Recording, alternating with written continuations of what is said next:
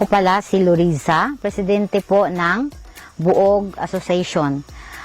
At sa ngayon po, yung farm po namin ay nakalocate po sa Imelda, Zamboanga, Sibugay.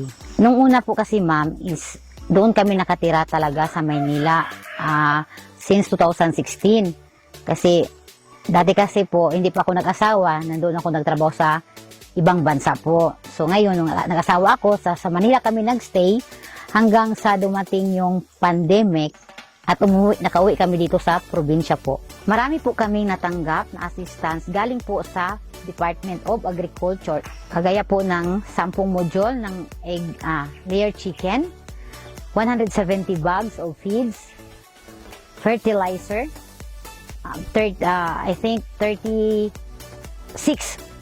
sacks of fertilizers, and vegetable seeds, incubator, water sprayer, and garden tools, weigh scale para po sa pang na gamitin na magtimbang ng egg.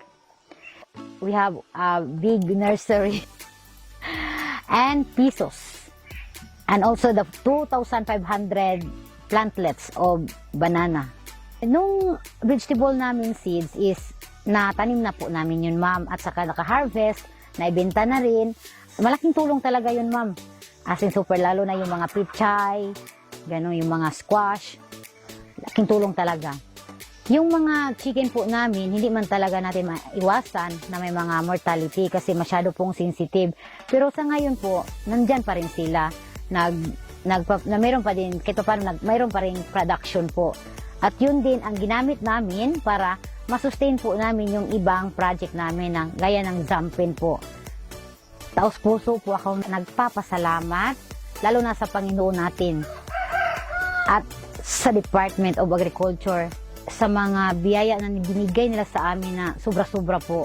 Hindi ko po akalain na yung lupa namin noon na naabandona na po, maging ganito na po siya, na naging farm na po namin at mas lalo pa namin dinidevelop po. At sana po hindi kayo magsawang tulungan kami kasi po sa ngayon lumalaki na po yung pamilya namin sa asosasyon at gusto namin na makatulong pa sa maraming nangangailangan po. Thank you po sa lahat and God bless.